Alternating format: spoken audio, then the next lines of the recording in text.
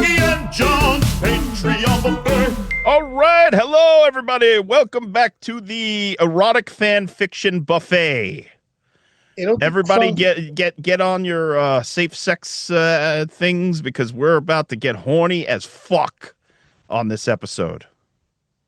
So what are we talking about? You have to explain to me what the heck is that? Yuki, you don't know what erotic fan fiction is? Oh, erotic fan fiction? Do you know what fan fiction is? No, what the fan fiction? Okay, first I'll tell you what fan fiction is, and then I'll tell you what erotic fan fiction is, and then today's my goal is to give you a boner. That's not usually my goal on this thing, but this is what it's made for, is to get excited, erect nipples, butt cheeks clenched, all that stuff. You're going to be if you're not excited by the end of this, I didn't do my job. So this is the erotic book? Erotic book? Erotic fan fiction. So first of all, fan fiction, Yuki, also known as fanfic, fic, or FF, is fiction typically written by an amateur, by fans as a form of fan labor that's unauthorized but based on an existing work of fiction. The author, the amateur author, uses copyrighted characters, settings, or other intellectual properties from the original creator as a basis for their writing and can retain the original character settings, add their own, or both, do a combination of both. Fan fiction ranges in length from a few sentences to novel length and can be based on fiction and nonfiction media, including novels, movies, comics, television shows, music groups, cartoons, anime, manga, video games, etc., etc., etc. Fan fiction is rarely commissioned or authorized by the original author, but there's like loopholes in the copyright laws, and a lot of people cite fair use, but it's not 100% sure if it falls under fair use. So sometimes the people who originated the characters and things of that nature aren't too happy with fan fiction. So that's just fan fiction, Yuki. So let's pretend, right, for instance, you and I want to write, say, a new episode of Land of the Lost, right, where the Slee Stacks do something to the character. Maybe we insert ourselves into it. We put ourselves into the world. Or you could even go even more bizarre. Han Solo lands with the Millennium Falcon in the Land of the Lost. How would him and Chewbacca react to the Land of the Lost? So it's basically we could take any sort of pre-existing intellectual property, and as amateur authors ourselves, we could create a new story based on those characters. We could combine characters, we could add new characters, all that sort of stuff. Oh. So say like what's a genre or a movie that you would be interested in continuing the stories of? Sci-fi. Any sci-fi. So you could do Star Trek meets Star Wars, and you could have Captain James T. Kirk and Luke Skywalker and Spock and the fucking Porgs go on a mission to defeat the Klingons and Darth Vader, who have teamed up against the rebels. Wow. It's totally screwed up. Totally screwed up? What do you mean totally screwed up? It's all the character from different movies then. You could, yeah, that's what the imagination is limitless, Yuki. It's an endless void. Well, not a void. It's an endless opportunity to do anything that you want. You can take any sort of thing and make it reality through fan fiction. So it's like the Batman and the Green Hornet. It's like Alien versus Predator.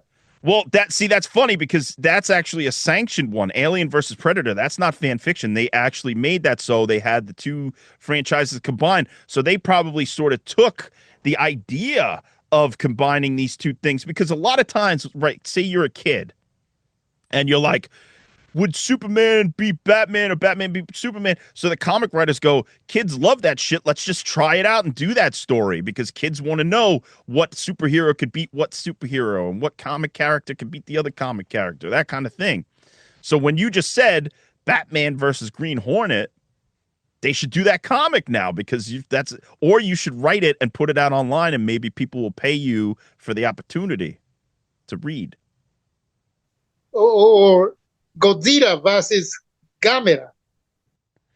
There you go. See, that's a real one because people have always, you said, people have always questioned who would win in a fight, Godzilla or Gamera.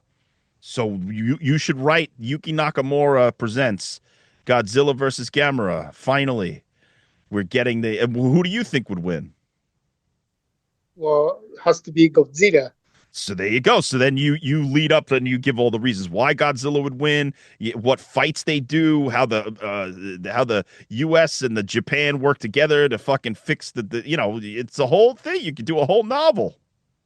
Yeah, because the Godzilla is the king of the monster, and then he should be able to beat the turtle. Right, Gamera is the king of the turtles. He's not the king of the monsters. He's just a big turtle. Yeah. So see your imagination is already running wild. So, but the thing is, you can't really sell it, right? That's the problem. Is that you could do it, and you could probably put it out for free on, say, a website. There's hundreds of fanfic. I mean, hundreds, thousands, maybe millions of fanfic sites out there that you could go and read stories that people put a lot of time into. Amateur authors. Can we go with the Wolfman and then Frankenstein? Oh, they did it already, huh? Well, they've done that, but we could do our own version where Yuki and John meet Frankenstein. So then we could go and do basically our own adventure with the classic monsters. Yeah, that's in the works, Yuki. Creature from Black Lagoon and then Shape of the Water.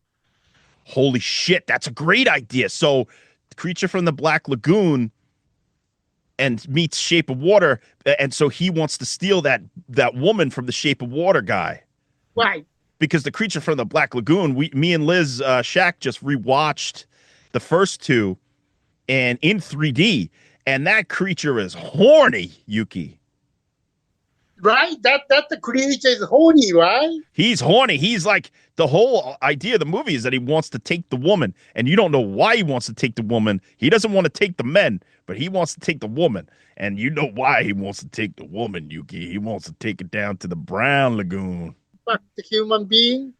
Fuck the human being. Yeah, that's what he wants to do. He isn't the male then.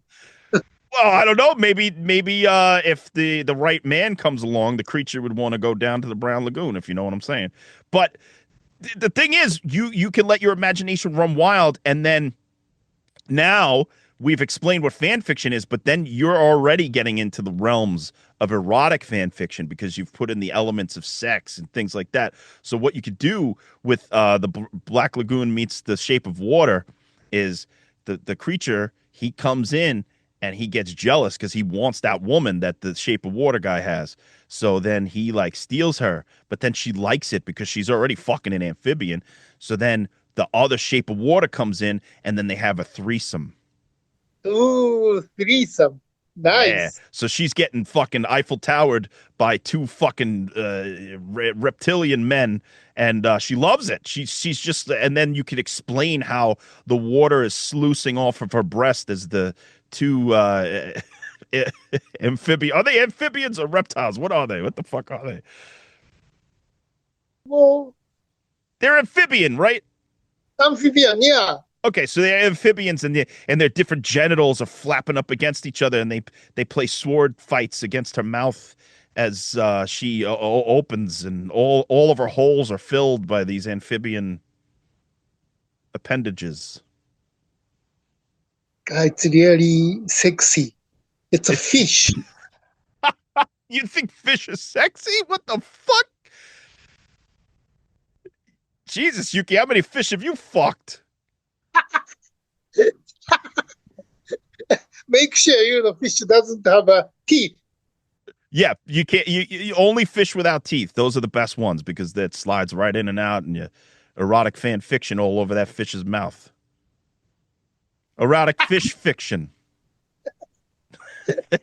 So Yuki, see, we've already come to such a filthy place because I guess it's the next logical conclusion is like, all right, well, Spock and Kirk get stranded on a planet, and they fight the aliens and stuff. But if they're down there long enough, eventually they're gonna fuck.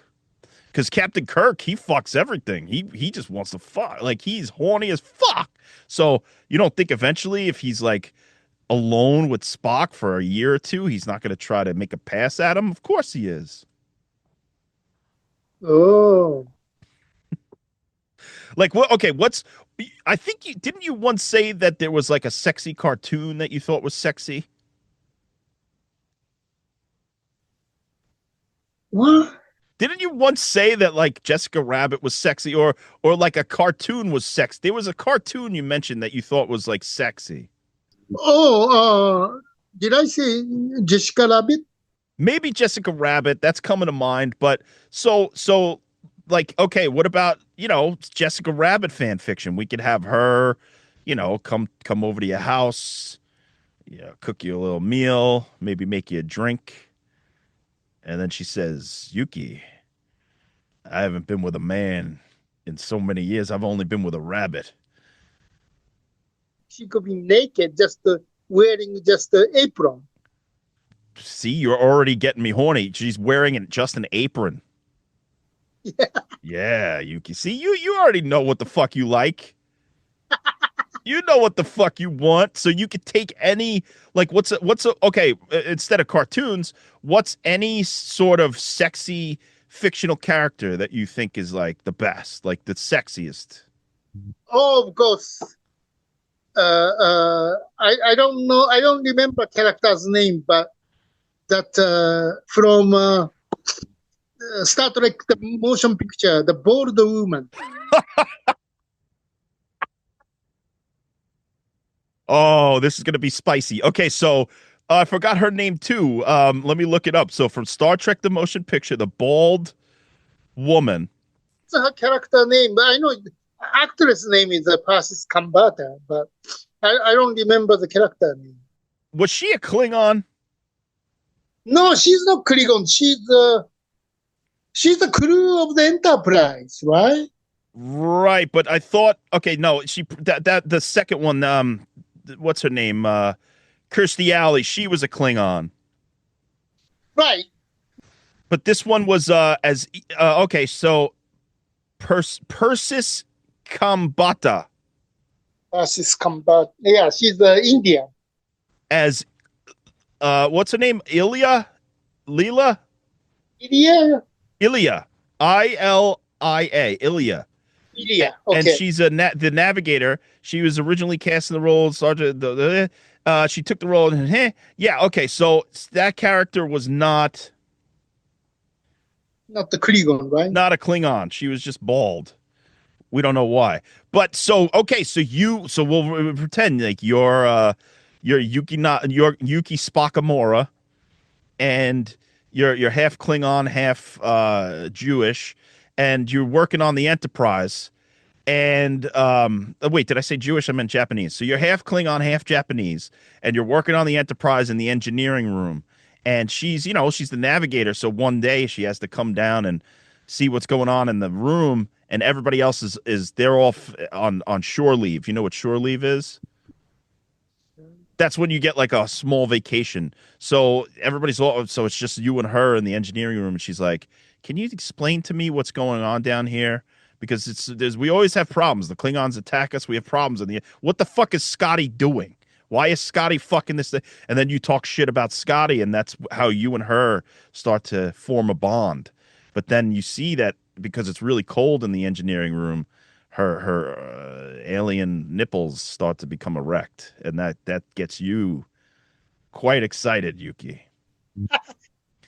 And then, by the end, I can't do the whole thing, but by the end, you're shoving a dilithium crystal up your own asshole while she tweaks your balls. It's going to be amazing, Yuki. This is the scene that should be in. Robert Wise would direct the hell out of that scene. Uh, Yuki Spakamora. But so you see like how that could catch on, right? Because a lot of people sometimes they have sexual fantasies about fictional characters. They're not really having sexual fantasies about the actual actors or actresses. well, if you talk about that, everybody wanted Phoebe Cates and First Time and the Richmond High over. Phoebe Cates in Fast Time at Ridgemont High. Yeah, that character, everybody was in love with her because of that. That's probably the greatest breast reveal in cinema history. Yeah. You know, Yes. and that was you ever, and he even in the movie he was fantasizing about her. That was a fantasy. Right. She didn't really do that.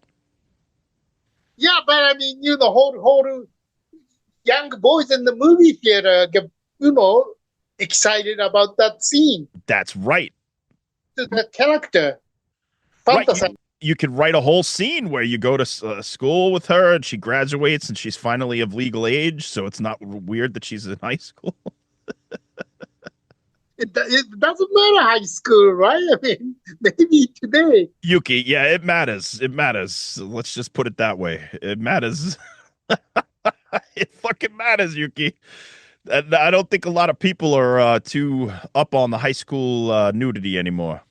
Although I did yesterday, fucking American Pie was on TV, and I can't believe how racy that fucking movie was. I forgot how raunchy it was because when I was a kid, I didn't care. I was like, oh, or whatever. But you don't see movies that raunchy anymore, and I was like, wow, that's kind of refreshing to have it be so filthy. Yeah. Yeah. I remember that the guy, the Jason Briggs, the Yeah. pie. Yeah, he fucked the pie, Yuki. Now you can write a whole erotic fan fiction movie about the different pies that you would fuck with him. You and him next to each other. You'd be like Jason, or no, what I forgot what his name is in the movie, but you'd be like, "Yo, you ever try the cherry?" And then you could stick your cock in a cherry pie and show him how good it feels. That would be nice. So you can pop the cherry with reality. And then the fucking foreign exchange student comes over. Then Natasha Lyonne comes over, and you all have an orgy with the pies. Yes. So we're getting somewhere with this. I feel like you kind of understand what I'm talking about. But there are so many people who actually write. There's like hundreds, maybe thousands of websites that have all sorts of erotic fan fiction. And for instance, you and I both love Star Wars. So I looked up a couple. Yuki, they literally have novels of erotic fan fiction of Star Wars online. Because I was going to read some of it, and I couldn't find a short piece. Everything is like 10 chapters. I'm like, 10 chapters of Leia fucking, like, okay, here's the title. It's called The Lusts of Leia.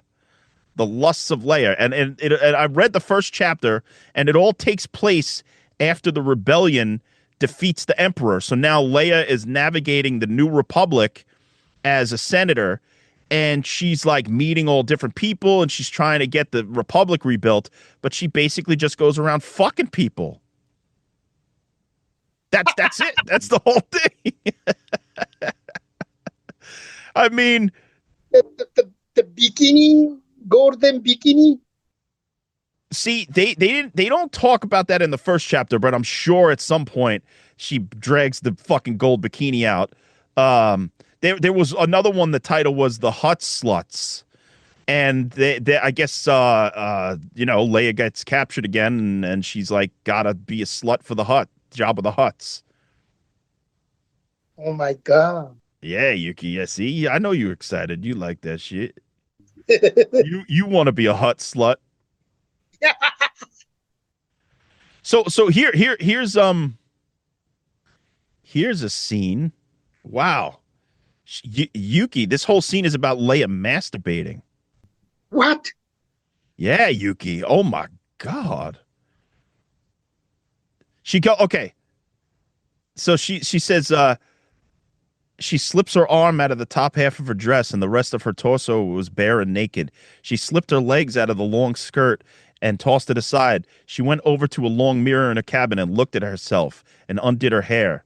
That didn't make her any less distracted by the sight of her nude form in the mirror. She smiled, indulging in a bit of vanity. Having lived the infamous life she did at the front lines as a commander and a warrior, nobody would have imagined that Princess Leia of Alderaan was so breathtaking. But all of a sudden, she had a strong urge to slip a finger inside of herself. Oh my God, Yuki. So Leia got so turned on by herself that she started to masturbate because she thought she looked so good that she turned herself on about herself. Here we go. Getting a little more turned on now from just how good she looked, she reached a finger down and inserted it into her honey pot. Yuki, she calls her pussy a honey pot. Her finger probed the interior of her pussy slowly at first. She wasn't in a hurry to climax anytime soon, and she wanted to enjoy fondling herself as much as possible. As she stirred herself, she felt herself getting wetter. Her small breasts were no less sensitive. Taking one of her nipples into her hand, she was a little more ruthless on the way she twisted it as she fingered her pussy. Oh my God, Yuki! She dug her fingers in just a little bit more, wanting to stir herself up. There was a small tuft of pubic hair above her vagina, and she probed her thumb inside to find her clitoris. Ooh, now she's going to the clit, Yuki. Yeah, Leia's clitoris had gotten aroused before, and it always felt great. But in the state she was in right now, it looked like the head of a penis. Yuki, see what I'm saying? Like somebody out there was like, Leia's so hot that I got to write a scene where she's so turned on just by the sight of her own self naked in the mirror that she's got to play with herself and finger her honeypot. Now, can you do that? I mean, you don't get sued.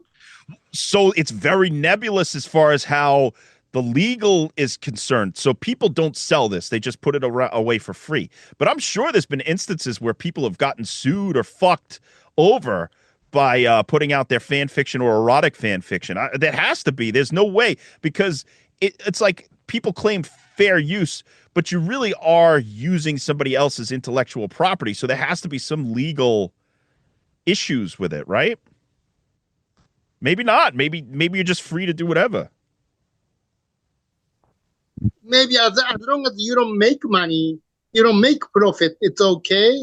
Just Right. like unauthorized, as long as it's unauthorized comedy, it's okay. Right, or say a fan film, right? So there's like hundreds of Halloween fan films, hundreds of Friday the 13th fan films, and they don't get sued as long as they just give it away for free. At least I haven't heard of any fan films getting like completely sued. Maybe, who knows, Yuki? Maybe there's free. Here's a little tidbit. Liz Shack actually told me this before we started. You know the books 50 Shades of Grey? Yeah, 50 Shades of Grey, yeah. Yeah, that whole popular series or whatever. That started at the author, I forgot her name, Stephanie something. She started by writing erotic fan fiction of the Twilight books. Oh. And then because it was like getting so popular, she changed it into being original characters. So originally it was Robert Pattinson and Kristen Stewart doing all of it, but then she changed it around and made it about original characters. Does that get you horny? Well, but she became a lesbian, right? So Who became a lesbian? Kristen Stewart. Oh, Kristen Stewart? Yeah, Yuki, yeah. And that's not erotic fan fiction. That is erotic nonfiction. Yeah, well, she dumped for the woman. She dumped him for woman, right? I guess, yeah. Or Robert Pattinson was so bad in bed that she was like, God, I got to give women a try now. So he made her a lesbian. Well, we're just, well, I think in order to not get sued, we could say, okay, now our erotic fan fiction, and you could do this. You're allowed, not allowed, but some people do erotic fan fiction for celebrities. Some people do them for musicians. You want to write erotic fan fiction about how Motley Crue fucked the Runaways. You could do that. So we could say in our erotic fan fiction, Robert Pattinson was so bad in bed and he couldn't please her, Kristen Stewart, that she went off and had lesbian love affairs. So we can use real name. Well, I don't know. I'm a little afraid. So let's just say that this whole episode is erotic fan fiction, and we own no copyrights to any of the things, and this is all just speculation for fun and fair use. I don't know, Yuki. Well, even if we get sued, we have no money to pay. So That's right. They could take our Patreon buffet earnings. That's it. So Yuki, you know what's interesting is that people could write erotic fan fiction about you and me. ooh, And guess what? Okay, so I never use AI, right? I haven't really used AI. I've tested it out once in a while, but I used AI this week to write off a few passages of erotic fan fiction about Yuki and John's Patreon buffet. oh, And I made it short, so I'm going to read one of them, and then if you like it, I'll read more. This is where the boners start, Yuki. Okay. okay. All right. So the first one here by Chat GPT, I put in. I said the prompt was please write 500 word erotic fan fiction story about Yuki and John's Patreon buffet. Oh my God. And the first one that they said was the title is Midnight at the Patreon buffet. All right. This is a little long, but I'm going to read it all. Okay. It was well past midnight when John walked barefoot into the velvet-lit studio, the soft hum of ring lights still glowing like moons in orbit. The buffet was set. There was a microphone, glistening wires, plush cushions, and a vintage VHS camera blinking with a slow red wink. Yuki was already there, stretched out across the editing bay in a silk robe, the color of wet cherry pie. He turned his head slowly, a single earbud still dangling from his ear, whispering secrets from last week's ASMR post. His eyes gleamed. He said, "You're late." John shrugged off his hoodie, revealing nothing but skin beneath. It was an offering. I was seasoning the soundboard, he said, stepping into Yuki's gravity. They met in the middle, not with a kiss, but with a mic check. Their lips brushed the pop filter as they said, test, test, test. Their fingers slid across each other's waists, adjusting the levels. Their breath tickles the nape of each other's necks. Yuki! Tonight's theme, forbidden fruit and fan requests. The buffet table groaned under the weight of their sensual absurdity. Sliced mango was on a cold synthesizer. A stack of erotic choose-your-own-adventure scripts and whipped cream were in full view with a ceramic skull. Yuki dipped a finger into the whipped cream. He said, "Somebody paid $10 for this," and then smeared the whipped cream all over John's collarbone. And he said, "They want something sticky and they want something sticky and sincere." John bent over to taste the whipped cream slowly, never breaking eye contact. He said, "They're going to get their money's worth tonight." They slid to the floor. Soft rugs, tangled wires all caught them in a low-resolution embrace. Around them, the set came alive. A giant plush crab blinked in the corner. A looped video of macaroni being stirred played on repeat on a camera monitor. What? Yuki straddled John, unrolling a scroll of requests from their patrons, reading with gravity. One wants me to whisper Japanese love poems while stepping on a pile of DVDs. Another wants you to sing karaoke with your shirt off while I give you increasingly specific compliments. "I'm here to serve," John growled, as Yuki trailed kisses along his jawline, murmuring, "Your voice is like a warm sake in winter." Your shoulders could host its own podcast. Your thighs deserve a spinoff. John flipped Yuki around gently. They laughed together, sipping wine between gasps. Somewhere in the room, a subscriber alert pinged. They ignored it. The climax came not with fireworks, but with whispered thank yous, soft, sincere, breathy enough to melt lenses. Their bodies glistened in the Patreon-sponsored afterglow, and Yuki reached for the final prop, a banana-shaped microphone. He licked his lips and said, "Next week, we're going to try tentacles." And John grinned and said, "Only if we hit our stretch goals." Who wrote it? ChatGPT, that was AI, Yuki. AI wrote that for us. How can you just program it? Then AI wrote I it? told you the prompt. I said, okay, ChatGPT, please write 500 words of erotic fan fiction for Yuki and John's Patreon buffet. And that's what they wrote. Wow. And then they wrote two more for me. I said, okay, follow that up. And then they wrote one titled The Sauce Room. So I guess you and I go into a sauce room and feed and kiss and feed each other sauces, different dipping sauces. And then the final one is called Premium Tier Tentacles, where I guess we finally get to the tentacle porn and violate each other with different tentacles, Yuki. So you just hit the button, then It shits it out, Yuki. And a lot of people, hey, look, people might protest that I used AI for this, but hey, the world, the new world order is here, and we can't escape AI. Now, I don't fucking believe in using AI as like a finished product, but I believe in using AI to write Yuki and John's Patreon buffet erotic fan fiction. That's for fucking sure. That's what this shit was made for. So Yuki disappeared. Yuki's gone. If anybody's watching the video, Yuki just pulled his pants down because the fucking erotic fan fiction got him so worked up. oh my god. On a scale of 1 to 10, how horny did that make you? Well, maybe 7. Whoa! That's bigger than I thought, Yuki. 7? Yeah, that was pretty good, right? Yeah, we were rubbing sauces all over each other, and I mean, it's kind of makes sense because yes, the detail that I loved the most was in the background. There was a video of macaroni stirring on.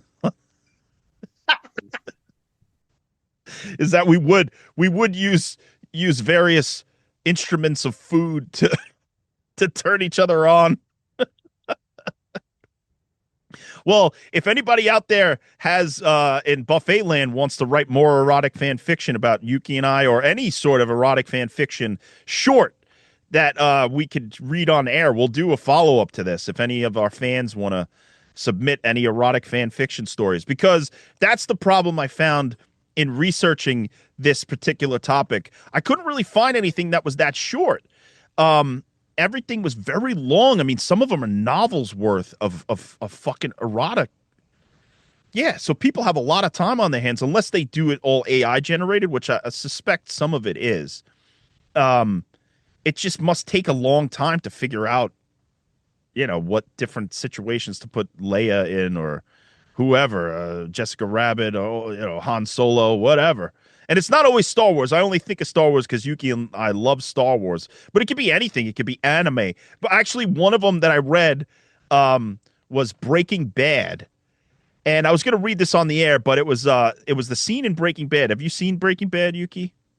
No, I'm sorry. Well, if anybody out there has seen Breaking Bad, there's a scene where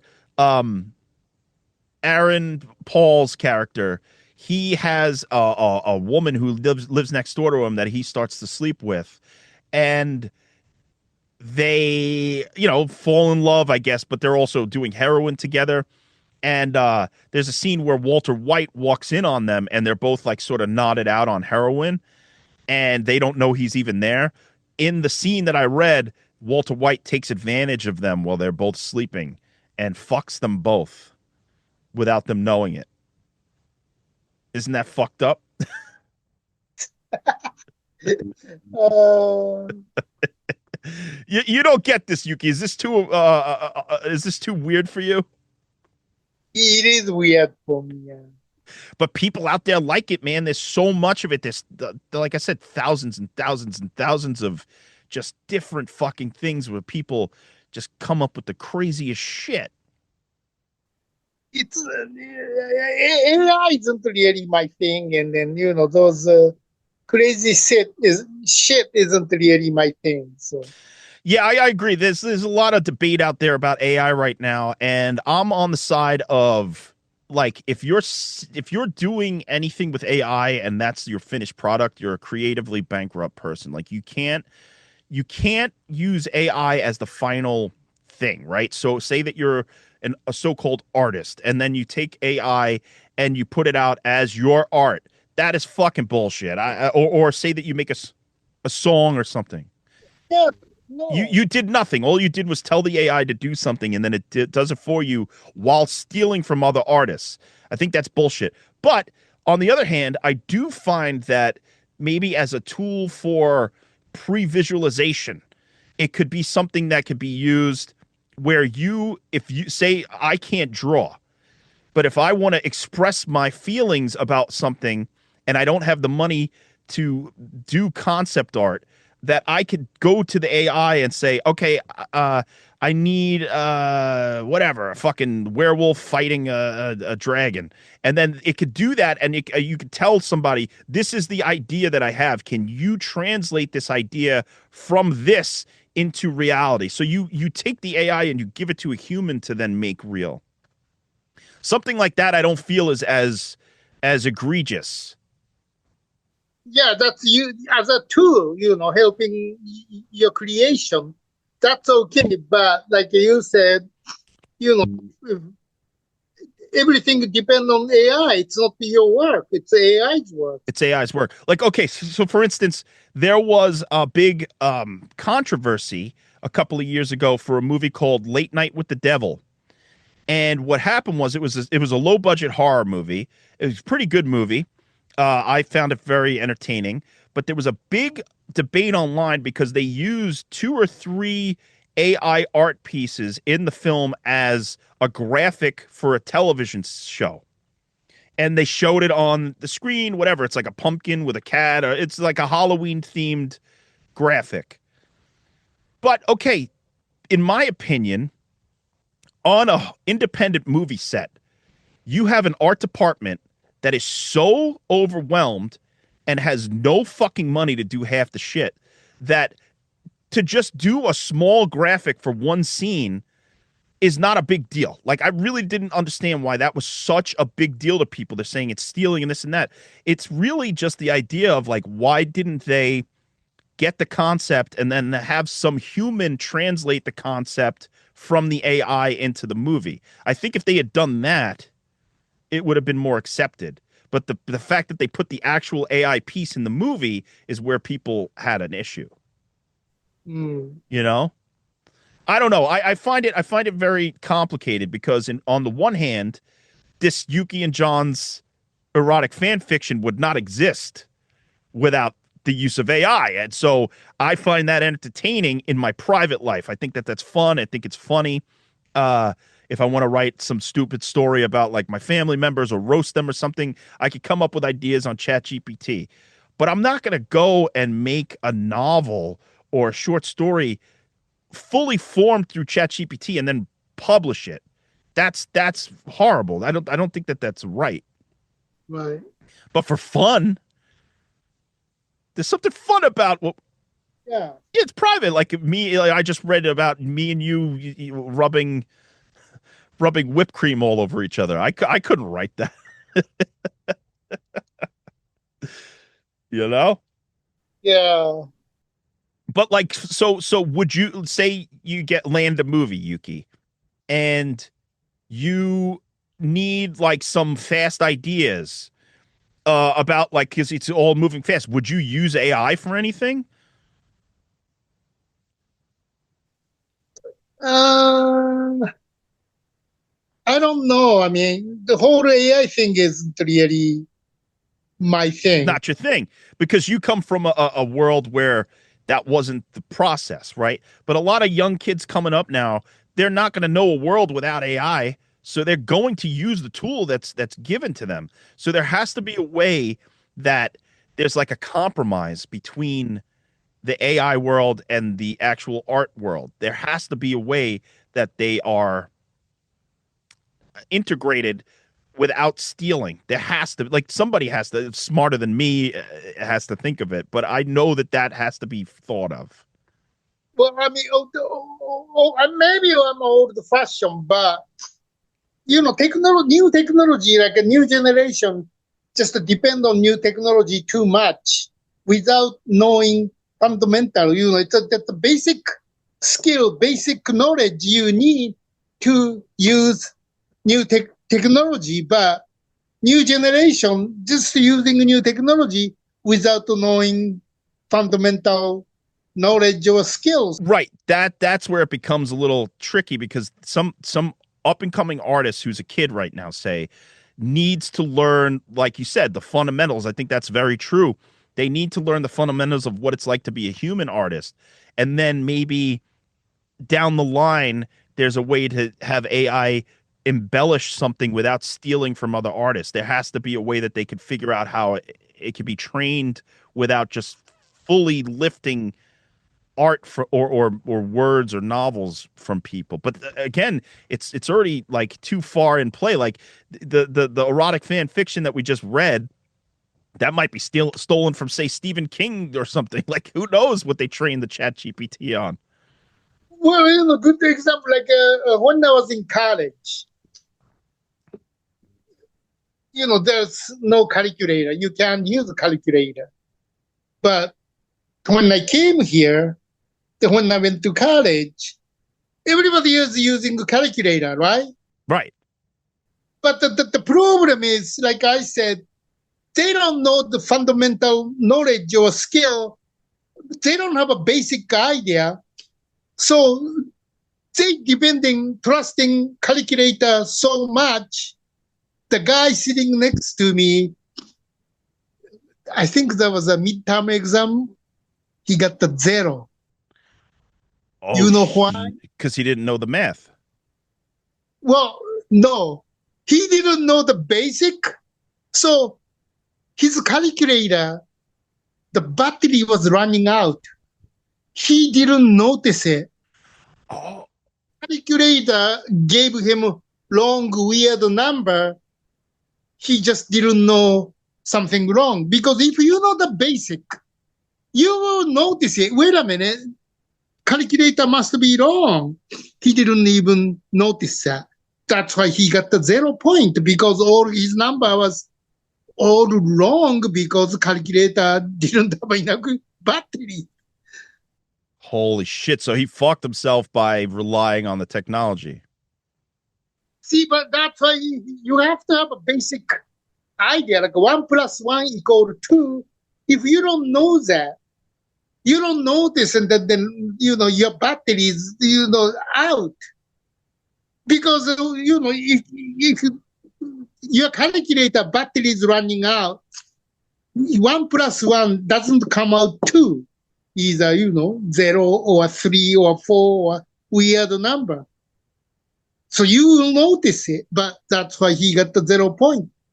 I mean, so that kind of stuff, could be happening with these days, because new generation is just so much depending on, new technology so much. So right. Well, here's a thought. So for instance, somebody puts together a lookbook, right, for a project.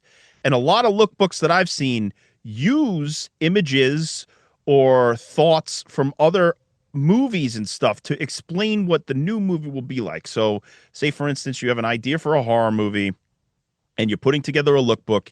You're going to take images from Friday the 13th, Carnival of Souls, fucking Cat People, fucking The Exorcist, and put it in your lookbook to show the mood of the thing that you're trying to get across for potential investors and whatever. What's the difference then if you take those images from those movies, or if you just replace them with AI that was trained on the images from those movies, but it's not the final product, it's just showing your process to get to the final product? I don't understand the difference there. Like people will say it's like fair use or whatever. And I'm not trying to like defend it. I'm just saying, what's the difference between using stills from The Exorcist or using AI that was trained on stills from The Exorcist? I don't really get the difference. Just giving an idea doesn't have to be exact, right? Like looks something like this, and using an example, an example from other, say, art, or say, there was a couple of times on the last drive-in when I had to do a song, and the director would say, "I want it to sound like Hank Williams," and I would say, "Oh, okay, so I want to make a, Hank Williams type song." So you're using that as a reference to get to a finished product that was not made by a machine; it was made by a human. So I personally think that sometimes when you use AI as like an example of what you want to do, and it's not the final thing, and you're not selling that thing, you're just showing it as an example. I think that that's just the same as using a still from a pre-existing movie. I haven't done it, but I just don't see the difference. Where, okay, there's been times when filmmakers have made fake trailers for their upcoming project, but they use clips from, say, like No Country for Old Men or other Coen Brothers movies, and they use shots to translate the feel. What's the difference between that and using AI to make a fake trailer for your movie that entices investors? just as long as they can get the idea. I mean, it doesn't matter how you do it, no? That's how I feel. But there's people who are so adamant. Like, if you even this discussion might get people to fucking hate us because all we're doing is just talking about AI. People might flip out, which I don't understand. Like, there's no fucking conversation that should be like,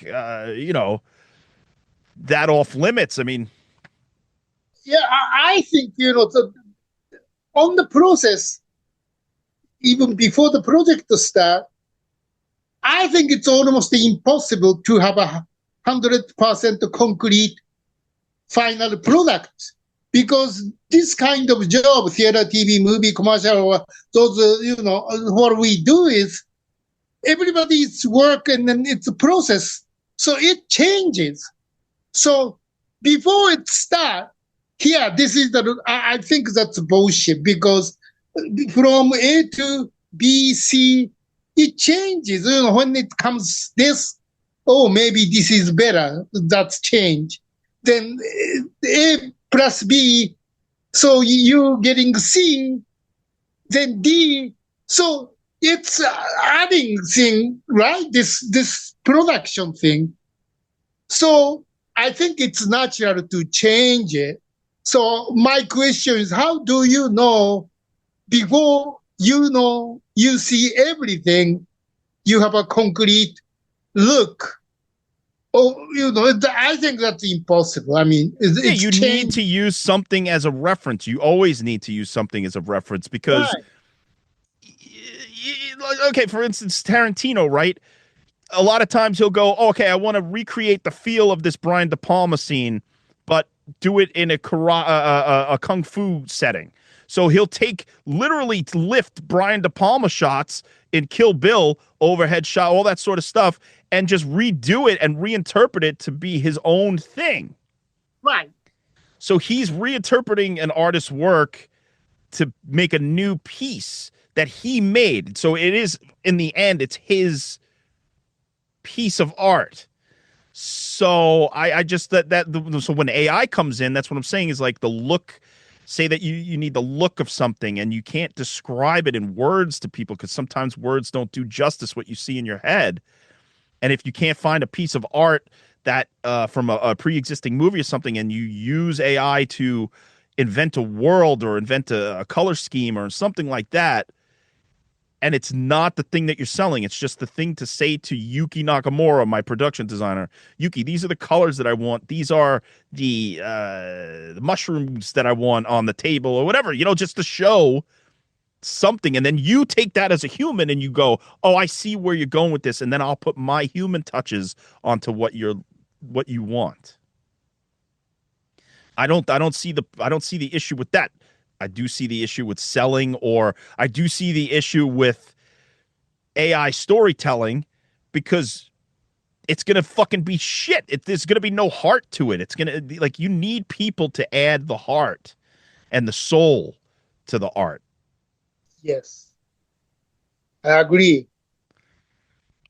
So let me read one more erotic fan fiction, Yuki. Which one do you want, the tentacles or the sauce? So sounds.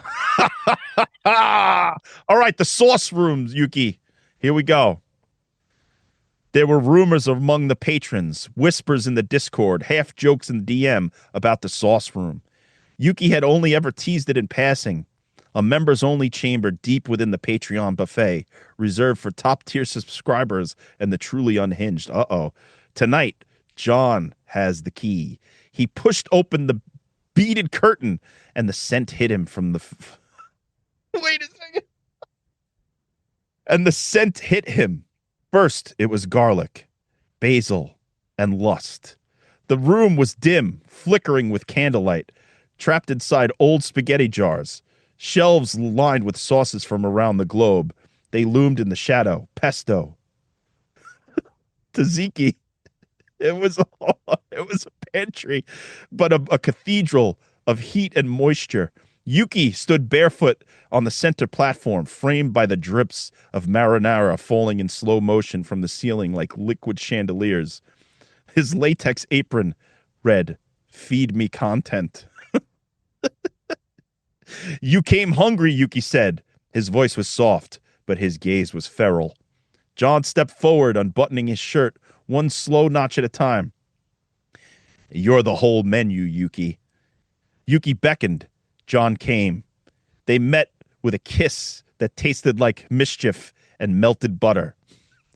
Without a word, Yuki grabbed a ladle from a nearby fountain of fondue. Yes, it flowed with buffalo ranch and poured down the front of their chests. John gasped. The warm sauce sluiced down his skin. Wait, subscribers want a tasting, Yuki whispered, straddling John, and they sunk into a mountain of tempura soft pillows. AI did this, Yuki. Yuki described John's body like an artisanal charcuterie board. John's laughs died in his throat as Yuki ran a finger along his ribs. Here we have a cured slab of man with notes of bourbon and regret. Yuki kissed John's inner thigh. And here we have a rare cut, best enjoyed with your eyes closed and your camera rolling. They moaned in harmony, soundtracked by the lo-fi sensual beats and the slow slurp of noodles somewhere in the background. From the shadows, animatronic lobsters clapped in rhythm. A three-tier structure alert blinked to life, and the sauce vault was opened, but they ignored it. Patrons want all of this play. And they want oils, too. Yuki snapped his fingers. Instantly, a bottle of truffle oil descended from the ceiling on a velvet rope. He unscrewed the cap with his teeth and let it drip between their bodies, every drop a comma in a long, breathless sentence. When the crescendo hit, it wasn't loud. It was wet, slow, ridiculous, and deeply satisfying. A burst of steam from the risotto pipe signaled completion. The risotto pipe? What the fuck is a risotto pipe? They collapsed in a sweaty, savory heap. After a long pause, Yuki exhaled. We should probably charge extra for this one. John looked up at the ceiling, dazed. He said, we'll call it the deluxe buffet tier. Yuki smirked. With sauce options. And we can pair them with extra sauce options and pairings. Oh my God, Yuki. So we have a secret sauce room at the buffet where we erotically rub each other with sauces for the pleasure of our patrons. And for some reason we have a fucking risotto pipe.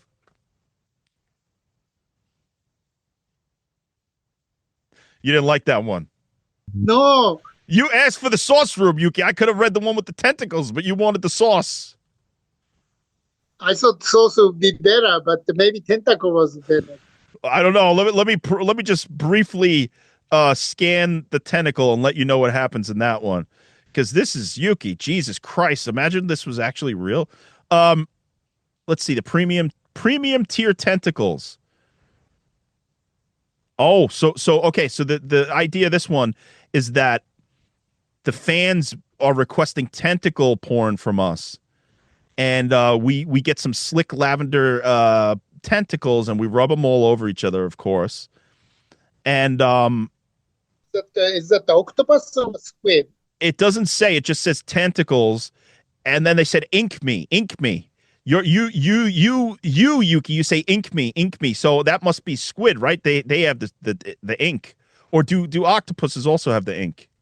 Right. Whatever it is, I'm inking you, right, with the tentacles. And then the chat explodes. Like the people are watching and they're chatting in the Patreon buffet. And people are like, is this real? Is the tentacle tier finally open? Yuki, please narrate the sensation of the food and the tentacle ink. And somebody says, I'm watching this on my lunch break. What have I done? And then you describe it. You say, the ink is like warm udon noodles wrapped around my soul. And the miso, and then you said it's like a hint of miso and lemon, like being devoured, but respectfully. How AI knew about those Japanese things, you know? I mean, how they figured out? Yeah, how did they figure out that you were Japanese? I didn't say you were Japanese, so they must have gone into our pages and into our podcasts and pulled some of this information. And then, so finally, at the end, you roll onto your blank back covered in ink, and the tentacles gently separate us, and you say, "We just made $1,200." And then I grin and I say, "Let's order sushi." And then at the final, tentacle reaches up off camera and pats us on the back as a job well done. Strange. I mean, how did they know about those Japanese elements? I mean, is the AI knew I'm Japanese? I think they Or, know you're Japanese because Yuki, is that a predominantly Japanese name? oh, so AI is smart then. It must have read some of our pages, I'm sure, and went, because if you say Yuki and John's Patreon buffet, that's very specific. So they must go and index thousands of pages at one time. And go, oh, and they just pick little pieces. They go Japanese udon noodles, sauce, and then they put it all on all together for our listening pleasure.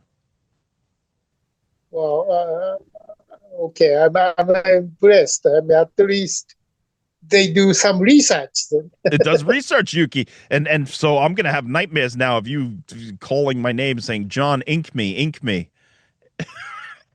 I'm gonna squirt you with tentacle ink. Oh, all right. Well, that was erotic fan fiction. I don't think that we necessarily got boners, but my nipples are very erect. I know that much. Okay.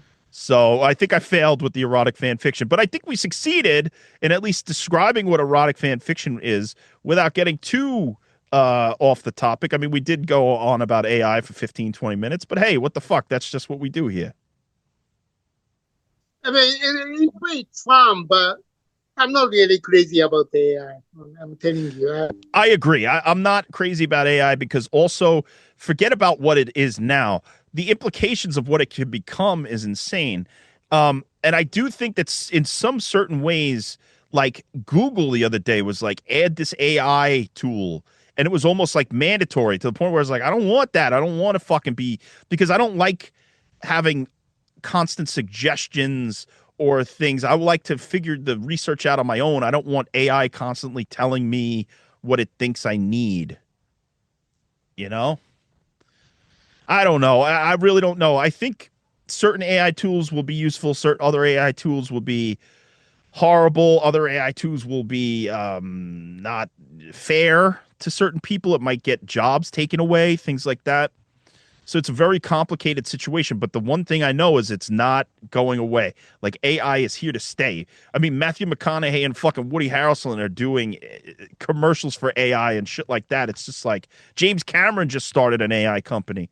So it's not going away. Well, Fuck, right? I mean, we're screwed, Yuki. Pretty soon they're gonna put a fucking AI chip in our brains, and it's gonna control every goddamn thing we say and do.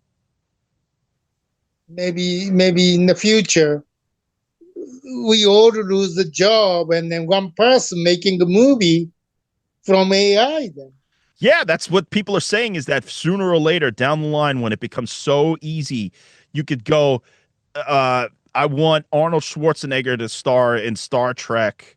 Actually, they just put out a Star Wars trailer with Arnold Schwarzenegger and Samuel L. Jackson and whatever on online. It was called Star Wars Part 4 or something like that. So it's already happening. I'm not crazy about it. I'm telling you, I don't mind telling you this.